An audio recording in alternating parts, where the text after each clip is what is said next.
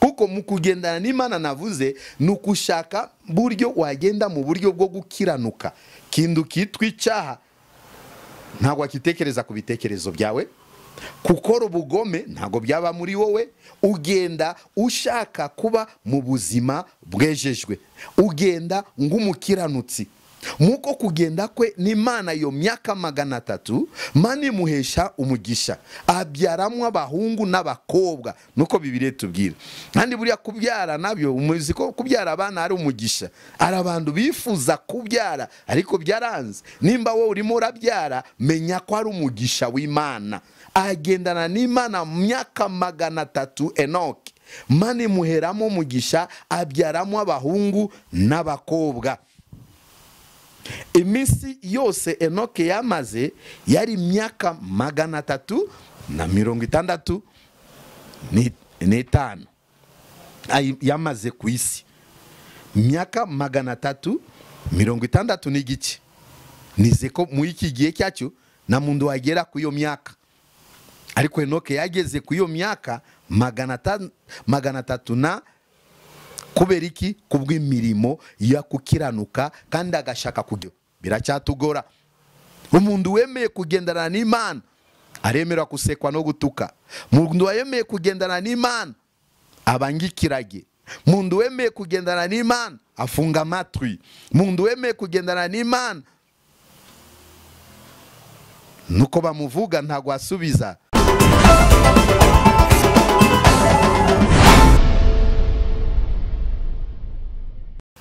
Tonge kubashima iki gitondo kiza, tubasubuza. Mana ibaho umugisha. Nitwa Pastor Serugendo Dismas, tukaba dukora umurimo w'Imana mu itorero ritwa Pentecote de Réveil Philadelphia. Tonge kunezererwa Imana kuko yatugaruye imbere yanyu. Namwe turabashimiye kubw'imirimo myiza cyangwa se kubwo kudukomeza muri urugendo, kubwo kudufasha, kututega amatwi, kutusengera mu mfashanyo zitandukanye. Mana ibaho umugisha. Abari mu iki gihugu, abari hanze y'iki gihugu, Yesu abagirire neza. Tugiye kuganira ku bw'ijambo ry'Imana. Nuko Satani asigaye arwanya ijambo ry'Imana, ariko ijambo ry'Imana nibyo ibyo kurya byacu byo mu mwuka. Nize ko nguko turya ibiryo bisanzwe, bandu bagira ibihe. Hari repa ya mu gitondo, hari bya saa sita, hari na bya nimugoroba. Kandi mu gihe wamenyereye kurya 3 ku munsi, kigiye usigaye urya rimwe, wumva ko ari ikintu cyahindutse ku mubiri, akabamo intege ngeya. Rimwe na rimwe abantu bakakubona ko wananutse. Nibyo kurya byo mu mwuka n'iri jambo ry'Imana. Ntago mu gihe twabuze ijambo ry'Imana cyangwa mu gihe tutumva ijambo ry'Imana, bigaragara ko no kunanuka twananuka. Kubera iki? Kuko aryo ridufasha muri urugendo rujya mu ijuru. Tugiye kuganira ku ijambo ry'Imana. Umutwe w'ijambo ravuga kugendana n'Imana. Se ninde ukuriye kugendana n'Imana? Kandi ikintu kitwa kugendana n'Imana ni ikintu cy'ingenzi. Hari abantu bamenyere kugendana n'amaguru mu buzima busanzwe, hari n'abantu bamenyere kugenda mu modoka. Kandi ibyo muwa muntu wamenyere kugendana n'imodoka, umunsi yabayemo kugenda n'amaguru ntago yabishobora, cyangwa se abishoboye byamuteza ingaruka. Ano tugiye kuganira buryo bwo mu mwuka twebwe abakiranutsi. Navuze ninde ugendana n'Imana? Umuntu wese wakiranutse, umuntu wese wakijijwe, akemera Yesu kumubera mwami n'umukiza, uriya muntu agomba kuba muri yisi agashaka mbere na mbere buryo bwe bwo kugendana n'Imana. Kuko mu gihe tugendana n'Imana cyangwa ugendanye n'Imana, ntago yakuyoba, ntago wabura inzira. Kandi ibyo mu nzira zo aho ugenda hose ubona amahirwe. kuko uri kumwe n'umuntu ukomeye. Washobora kumbaza se nagendana n'Imana gute? Se Mana ndayibona, Mana tuba turi kumwe nayo mu buryo bwo mu muka, Mana tuba turi kumwe nayo mu eko y'Imana, ukirinda icyaha n'igisana nacyo. Bona turabwira abantu cyangwa turabwiriza butumwa bwo kwihana ibyaha cyangwa kureka icyaha cyangwa kuva mu byaha. Ubona abantu batashigikira neza iri jambo icyaha. Cyaha ni kibi, cyaha kirica, cyaha kirarimbura umuntu. Icyaha nicyo kizatuma tutabona ubugingo buhoraho. Icyaha cyatubuza amahoro, icyaha cyatubuza umugisha ku muntu wari umaze kumenya Imana ng'umukiza. Kintu kitwa icyaha ndago gikwiriye kugaragara tena muri twe. Tugomba gushaka kugendana n'Imana, kandi kugendana n'Imana bamenya gute nimba tugendana n'Imana? Ni mu gihe twarahindutse, tutakikora ibyaha, twatandukanye n'ibibi, tugakora imirimo yo gukiranuka, aho tubasha kugendana nande n'Imana. Reka tumve nguko abatubanjirije buryo bagendanye nayo. Turasoma Itangiriro gice cya 5 murongo 21 kugeza ku 24. Itangiriro gice cya 5. Mutwe w'ijambo ravuga Enoke yamaze imyaka 65. Mu gihe yamaze imyaka 65 avutse, abyaramo umuhungu witwa Metusela. Mu myaka 65 niyo Enoke yaje kubyara umuhungu we amwita Metusela. Nyuma yaho amaze kubyara Metusela, mwayo myaka amaze kubyara Metusela, Enoki agendana n'Imana myaka 300, ayibyaramo abahungu n'abakobwa. Imisi yose Enoke yamaze ni myaka 365. Kandi Enoki yagendanaga n'Imana ndiyaboneka kuko Imana yamwimuye. Yesu atufashe atugire neza. Iyo niyo ijambo tugiye kuganira iki gitondo kiza, buryo Enoke yagendanye n'Imana. Mu myaka 60 n'igice avutse, yaje kubyara umuhungu amwita Metusela. Metusela amaze kuvuka, Enoke agendana n'Imana myaka 300 mu buzima bwe. Amaze kubyara umuhungu we wa mbere Metusela, Enoke agendana n'Imana myaka 300, ayiboneramo mugisha kuyo myaka 300, abyaramo abahungu n'abakobwa. Kuko mu kugendana n'Imana navuze nukushaka buryo wagenda mu buryo bwo gukiranuka. Kindu kitwa icyaha ntabwo akitekereza ku bitekerezo byawe, kukora ubugome ntabwo byaba muri wowe. Ugenda ushaka kuba mu buzima bwejejwe, ugenda ng'umukiranutsi. Muko kugenda kwe n'Imana yo myaka 300, Mana imuhesha umugisha, abyaramo abahungu n'abakobwa, nuko Bibiliya tubwira. Kandi buriya kubyara nabyo umuzi ko kubyara abana ari umugisha. Ari abantu bifuza kubyara ariko byaranze. Nimba wowe urimo urabyara, menya ko ari umugisha w'Imana. Agendana n'Imana myaka 300 Enoke, Mana imuheramo umugisha, abyaramo abahungu n'abakobwa. Imisi yose Enoke yamaze yari myaka 365 yamaze ku isi. Myaka 360 n'igice. Nize ko mu iki gihe cyacu na muntu wagera ku iyo myaka. Ariko Enoke yageze ku iyo myaka 300 na kubera iki? Kubw'imirimo ya kukiranuka kandi agashaka kugendana n'Imana. Sasa nyibamo inyungu ku muntu wese witwa muntu w'Imana. Mugiye wemeye Imana ukashaka kugendana nayo nguko bikwiriye, Mana ndagwesha kugukoza isoni, Mana ndagwesha kukureka. Ubona isi iranduye bene data, nuko iracyadukurura nuko turacyararikira by'isi, ariko turimo kubona ko turasatira biye byuko kurangira kwa mahoro y'isi. Ikintu kimwe cyadufasha nukushaka kubana n'Imana tukagendana nayo nguko bikwiriye. Ndavugana n'abantu bamaze kwizera Imana. Ntabwo ari iminsi yo kwivanga ibintu abantu baba mu gakiza ariko batararekura ibya, batava mu bya, cyangwa se undi arimo akavuga aremera gukora icyaha ati nzasaba Imana imbabazi.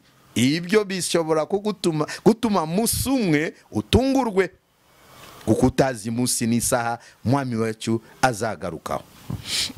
Agendana n'Imana mu ayo myaka 660 n'igice. Kandi Enoki yagendanaga n'Imana ntiyaboneka kuko Imana yaramwimuye. Uyu Enoke kuko yemeje kugendana n'Imana mu buzima bwe, amazi iyo myaka ari ku iyisi, Mana imuhereramo umugisha. Kandi umugisha Mana yanditse hano nuko yabyaye abahungu n'abakobwa. Mana ntabwo yamuhaye abana gusa, hari n'ibindi bikurikiraho byo gutunga abo bana, byo ko azasigara abo bana. Mana yamuhaye imigisha myinshi kuko yemeye guca bugufi, akareka inyungu y'umubiri, akareka kukurikira iyisi, we akemeza kugendana n'Imana mu buzima bwe. Agendana nayo mu iyo myaka 360 n'igice. Muko kugendana nakwe n'Imana, ijambo riratubwira hano, muko kugendana kwa n'Imana ndiyaboneka kuko Imana yamwimuye. Munsi wo gupfa kwe nkuko tuvuga, kuko turi ku iyisi nk'abashitsi, buri muntu afite imyaka Imana yamugeneye. Ariko uyu Enoke giye cyagije kugera ntago yapfuye nkatwe,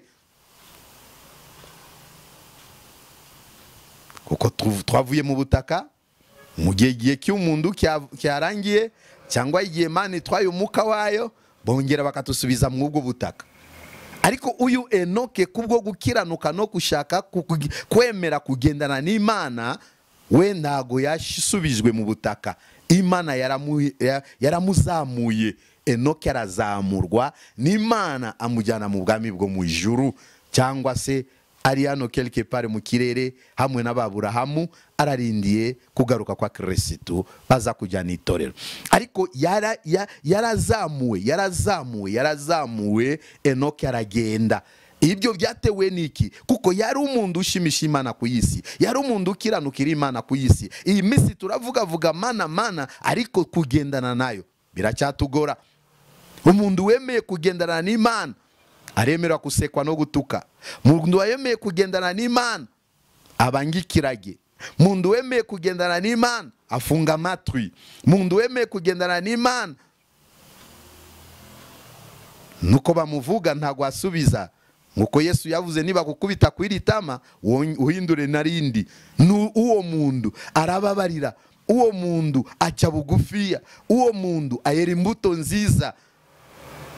Ibyo byose niyo bimuto cyo kugendana n'Imana. Ntago twagendana n'Imana nguko twebwe twishakiye, ntago twagendana n'Imana nguko twifuza. Tugendana n'Imana tubaha, tukurikiza amategeko yayo.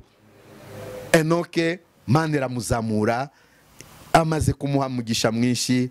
Nyuma yayo ati giye cyawe kiragira, Mana iramuzamura. Enoke aragenda, ntago yabashije kugenda nguko abasokokuruza bagendaga.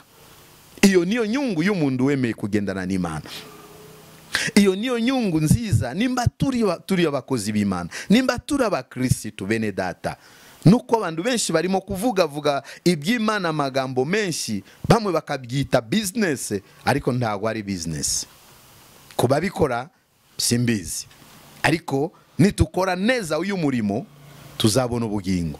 Abatabikora neza bizatugora kubona ubugingo. Sinzi nimba murimo kureba isi ku muntu uri mu mwuka w'Imana, nibiye byo kwihana ibyaha, nibyo byo gukiranuka bene data. ntago ari ibihe by'imikino, ntago ari ibihe by'amashari, ntago ari ibihe byo kubika inzika, ntago ari ibihe byo kwangana, ni ibihe byo gushaka gukiranuka, turindire kugaruka k'umwami wacu Yesu Kristo. Enoki agendana nayo. Reka tumve urugero rw'abandi bantu babashije kugendana n'Imana. Turebe urugero buryo Abisirayeli bagendanye n'Imana myaka 40 mu butayu. Imana imaze kubakura muri Egiputa, byari ngombwa babe maso, byari ngombwa Imana nayo ibashigikire, ibageze ku isezerano cyo gusubira mu gihugu cya Kanani. Reka tusome amagambo y'Imana, iri muri Kuva gice cya 13 murongo 20 kugeza ku 22. Bava Isukoti, babamba amahema muri Etamu, aho butayu butangirira. Uwiteka ku manywa yabagendaga imbere ari ingingi y'igicu ngo abayobore, nijoro yabagendaga imbere ari ingingi y'umuriro ngo abamurikire.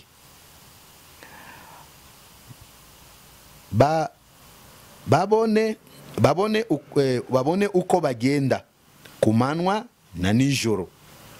Ya ngingi y'igicu ndiyavaga imbere y'ubwoko, ndago yavaga imbere y'ubwo bwoko ku manywa, kandi iyo ngingi y'umuriro ndiyavaga imbere nijoro y'ubu bwoko nijoro. Hano na Abisirayeli turi muri yo ijambo rivuga kugendana n'Imana. Imana imaze kubakura mu gihugu cya Egiputa, yari ngombwa ko yagendana nabo, ariko bo bagendanye n'Imana bafite kimenyetso cy'Imana. Ku manywa Imana yabashaga kuhagarara mbere ya Abisirayeli ngingi y'igicu, nijoro Imana ikahagarara mbere ya Abisirayeli ngingi y'umuriro. Kandi icyo ngingi nimba yagurukaga ikagenda, Abisirayeli nabo bagurukaga bakagenda. Nimba iyo ngingi yabashaga kuhagarara, Abisirayeli nabo babashaga kuhagarara. Ku manywa yabaga ingingi y'igicu, nijoro ikahinduka ingingi y'umuriro. Abisirayeli bagendanye nayo bakurikira iyo ngingi, ntago bishakiye indi nzira, bakurikizaga inzira iyo ngingi igenderamo. Yesu atufashe kandi atugirire neza. Kandi hano twasomye murongo 21.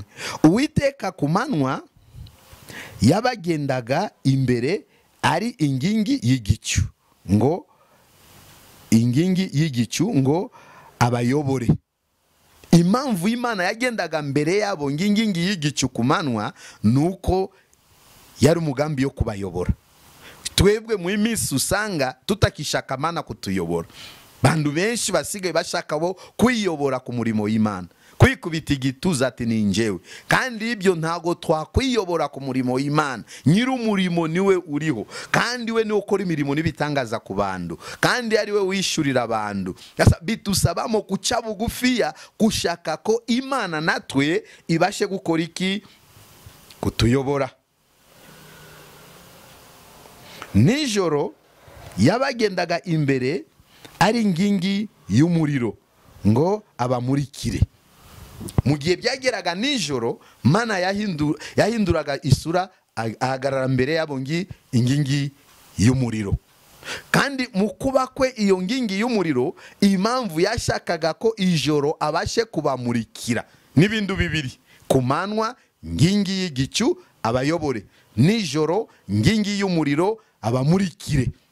Itorero ry'Imana ntago ryabaho ritagendana n'Imana, kandi ibyo nibyo bimenyetso bigaragaza ko ari itorero rya Kristo. Tukemera Mana kutuyobora, tukemera Mana kutumurikira, kuko turi mumyi. Israeli abameye kumvira Imana no kugendana nayo nguko ishaka, na nibo babashije kwinjira mu gihugu cya Kanani. Abatemeye kugenda nguko Imana ishaka, bamwe baguriye mu butayu. Bene data, turi ku iyi si yacu. Mureke tushake kugendana n'Imana. Abakozi b'Imana tubashe kugendana n'Imana. abakristo tushake kugendana n'Imana kandi twemere Imana ituyobore. Yaba kumanwa natwe tushake icyo kimenyetso ngingi y'igicu ituyobore, nijoro tushake icyo kimenyetso ngingi y'umuriro itumurikire. Yesu azatushoboza kandi urugendo rwacu turuzarurangiza amahoro. Ariko mu gihe tutemeye ko Imana ituyobore, bizatugora kugera mu bwami bwo mu ijuru, bizatugora gusoreza isezerano ry'Imana, bizatugora kubona umugisha nguko Enoke yabonye hano ku isi. Reka tumve urundi rugero rwa gatatu turangiririzaho. Urugero rwa gatatu tuavuga ni urugero rw'intumwa 12 za Yesu Kristo. Yarabahamagaye abakura mu mirimo zabo zitandukanye, baremera kumumvira, baramukurikira, kuko ijambo rikomeye yakoreshaga ti munkurikire. Akura Petero ku burobyi, yamubwiye ijambo rimwe ati nzakuhindura kuba umurobyi w'abantu. Yamucanze ndago yasobanukiye uru jambo. Nari umurobyi w'amafi naroba abantu gute? Ariko yari kubw'umurimo Imana igiye kumushyiraho.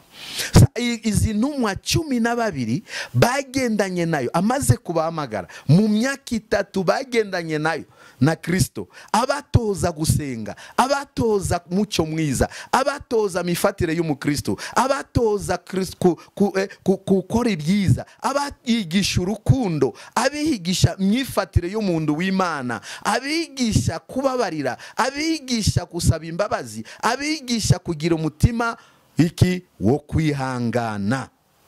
Mu myaka 3 bari bene wacu barize ibyagije ibyo Yesu yabajyanyemo, ariko baremera, ari bamwe bemeye kuyoborwa na Kristo, bemeye kumumvira. Mu gihe twemeye kumvira Imana, turemera tuyobore. Mu gihe duciye bugufi imbere y'Imana, turemera tuyobore. Mu gihe twirinda icyaha n'igisara nacyo, turemera tuyobore. Kuko gihe cyose tuzanye icyaha, Abisirayeli bazanaga icyaha muri urugendo rwo mu butayu, Mana nawe yagiraga ifuwe cyangwa umujinya, akarimbura abakoze ibibi byose, agakomezana n'abandi babandi batakoze ibyo bibi.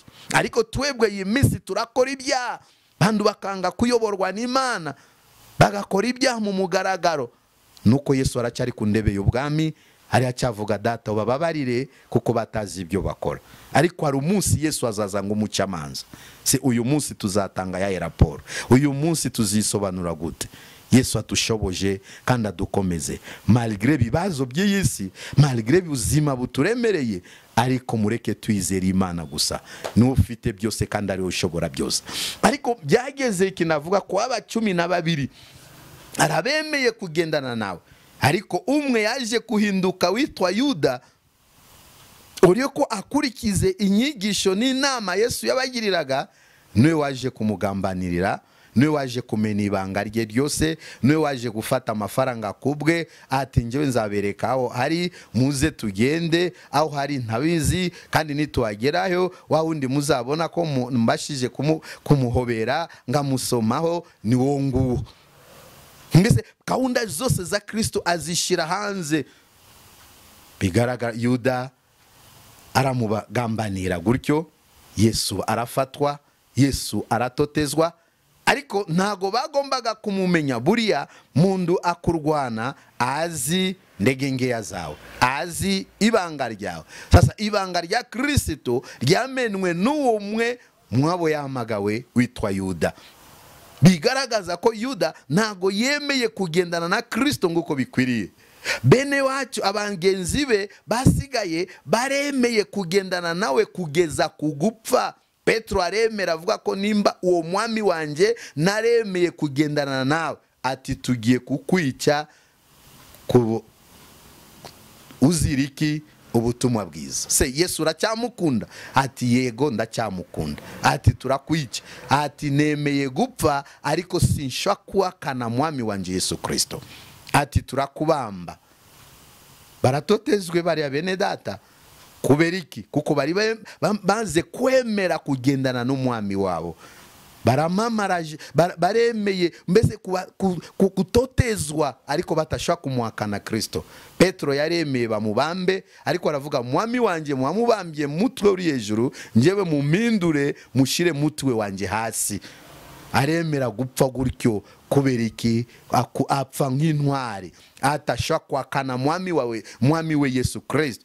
Se twebwe mu imisi turagendana n'Imana gute? Twebwe mu imisi turahagarara gute mbere bigeragezo? Twebwe mu imisi izina rya Yesu turarikoresha gute? Twebwe mu imisi turemera Mane tuyobore, turemera Mane tumurikire. Ikibazo ni cyawe, kibazo ni cyanjye. Nuwo kwisuzuma nanjye nisuzume. Misi tusigaje mu kwisi bene data ndagwa ari misi yo kukinisha. Turimo kubona bimenyeto ibyo mwami Yesu Kristo yavuze. Nibyo byacu byo gushaka kwezwa, kutunganya hagati yawe n'abagenzi bawe. Ku murimo w'Imana bitagenda neza, ntabwo ari misi yo gukora murimo w'Imana mu kavuyo. Ni inama turimo kubagirira nk'abakozi b'Imana. Nuko abantu batakishaka kumva inama zivuye ku Mana, ariko muyobozi wacu mwiza ni Imana, nimba turiyo ni Imana. Niyo mpamvu tuhinduke bene data, tufatanye amaboko, dukore neza murimo wa data, tubashe kwemera kuyoborwa nawe. Uko minsi ya inavuze irimo kugenda hinduka, kandi kugaruka kwa Kristo